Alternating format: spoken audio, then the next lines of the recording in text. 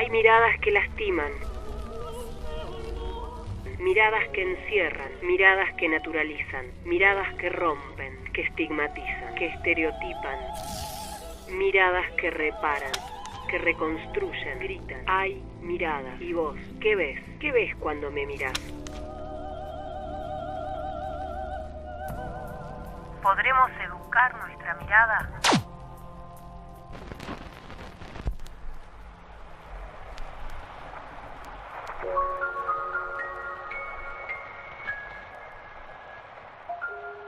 Como hace 150 años, nuevamente la cuestión de los pueblos originarios, particularmente la del pueblo mapuche, vuelve a estar en la agenda pública.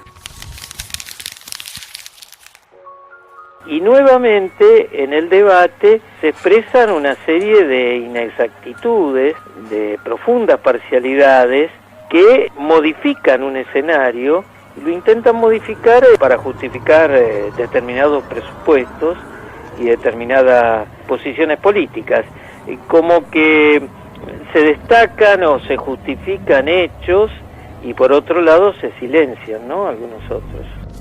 La estigmatización y demonización de los pueblos indígenas ha sido y continúa siéndolo una herramienta para deslegitimar sus luchas y reclamos. Con estos relatos e imaginarios se ha logrado negar sus derechos. Se los ha perseguido con estereotipos que los representan como amenazas a la integridad nacional. Miradas que estigmatizan, bárbaros, salvajes y malos. Imágenes sobre el pueblo mapuche. Este tema de plantear que los mapuches son de origen chileno y como contraposición los tehuelches son de origen argentino.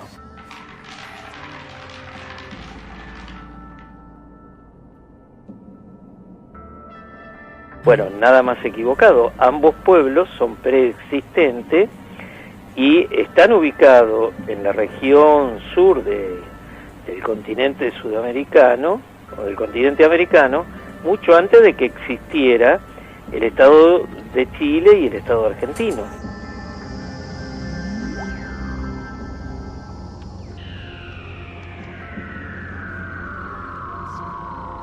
Entonces, mal podemos adjudicarle la categoría de nacionalidad chilena o argentina si son preexistentes. Enrique Masses es doctor en historia, investigador y docente. La cuestión indígena forma parte de sus investigaciones. Después el otro punto es, pareciera como un Boca River, ¿no? Si los mapuches en esta falsa verdad son chilenos, luego son malos, y si los tehuelches son argentinos, luego son buenos, y así a lo largo de la historia. Pero curiosamente, cuando se ocupa el espacio pampeano patagónico y allí las fuerzas militares, la expedición del general Roca, bueno, ahí no hay ninguna, por parte de ellos, ninguna separación o tratamiento desigual. Para el gobierno de esa época, tehuelches, ranqueles, mapuche, es todo lo mismo y se los presenta como indígenas bárbaros, salvajes, y que como productos del desierto, luego incivilizados y deben civilizarse. Y es una construcción que no está dado a lo largo de la historia, sino que es una construcción que larga o que se presenta con los primeros presupuestos de todo un escenario positivista de los años 80. Cuando nosotros revisamos las fuentes escritas de principios del siglo XIX, bueno, allí vemos cómo el Cabildo agradece, y el Cabildo de Buenos Aires felicita a las parcialidades indígenas que combatieron al invasor inglés en 1806 y 1807. Luego, también en las actas del Cabildo, la participación de comunidades indígenas o de parciales de esas comunidades en los sucesos de Mayo.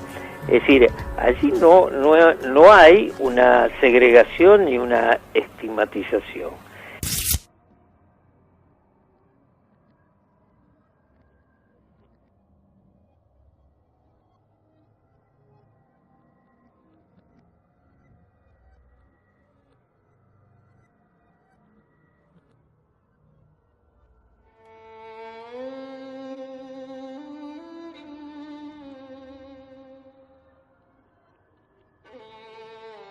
esta segregación y estigmatización aparece en los años 80. Y ahí empieza además a construirse un imaginario donde se lo plantea a las comunidades como con una serie de características propias: su inclinación al alcohol, su nivel de barbarismo, su inclinación al robo, la delincuencia y su carácter violento.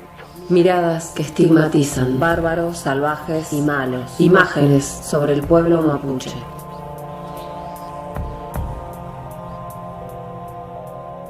Una primera etapa hasta que todos esos elementos casi como que se subsumen en otra idea que aparece superándola, que es que los indios han desaparecido de la Argentina, que la mal llamada conquista del desierto acabó con los indígenas. Y entonces aparece una segunda etapa que es de fuerte invisibilización.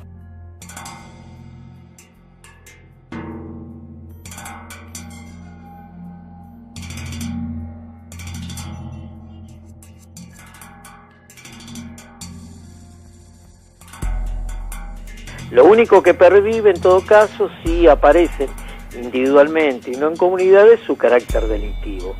Esto trasciende. Miradas que estigmatizan, bárbaros, salvajes y malos. Imágenes sobre el pueblo mapuche.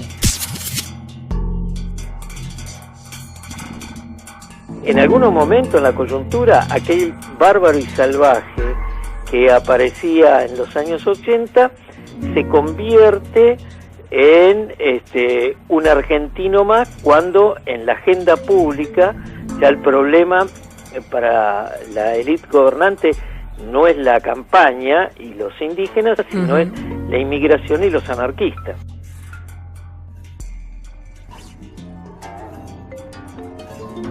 Es una construcción que las élites, la propia educación pública en el 84 lo va marcando a partir de un imaginario que se plantea que la Argentina o la sociedad argentina es una nación blanca y que nosotros descendemos de los barcos. El elemento indígena no forma parte del ser nacional como sí lo puede hacer en México, en Perú, etcétera. Y esto es tan profundo, tan acendrado, que en 1964, creo 65, una revista de actualidad de esa época, política, de actualidad extra se llamaba, hace un reportaje a uno de lo que yo creo las 2 o 3 plumas más importantes de Argentina. Y cuando le preguntan de los indios, dicen, bueno, en la Argentina no hay indios, murieron todos en la conquista del desierto.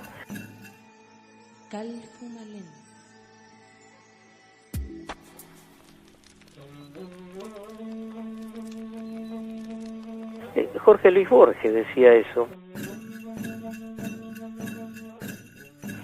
que nadie puede tildarlo de ignorante, mucho menos. Bueno, tan profundo y acendrado es ese imaginario que se van construyendo.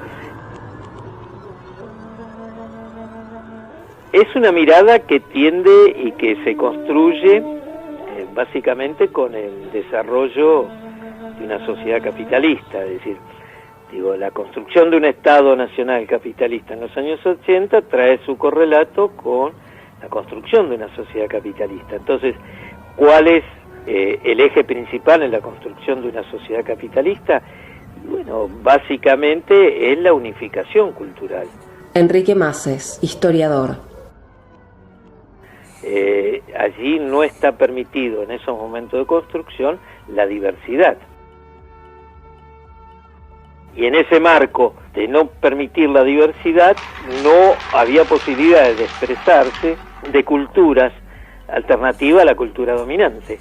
Y esto, bueno, ha planteado en el caso de las comunidades indígenas, una fuerte invisibilización que recién, en los últimos 20 años, yo diría, empiezan a asomarse con, disculpen la autorreferencia, pero con los trabajos nuestros, que empezamos a correr ese velo y a intentar mostrar que la consecuencia final de la mal llamada conquista del desierto, de la incorporación de los indios sometidos, no fue la desaparición de ellos, sino todo lo contrario, que siguieron perviviendo y cuáles fueron las condiciones de explotación material y de subordinación cultural que tuvieron que soportar.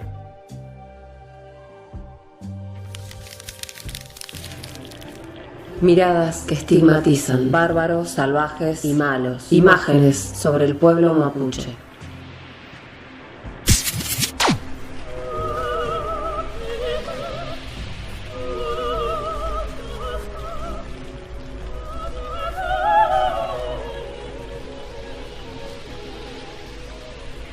¿Qué ves? Mírame de nuevo. Fuentes consultadas: Instituto Patagónico de Estudios de Humanidades y Ciencias Sociales, IPEX-CONICET. Miradas. Idea y realización: Clementina Crisoliti. Radio Nacional Zapala, la radio de todos.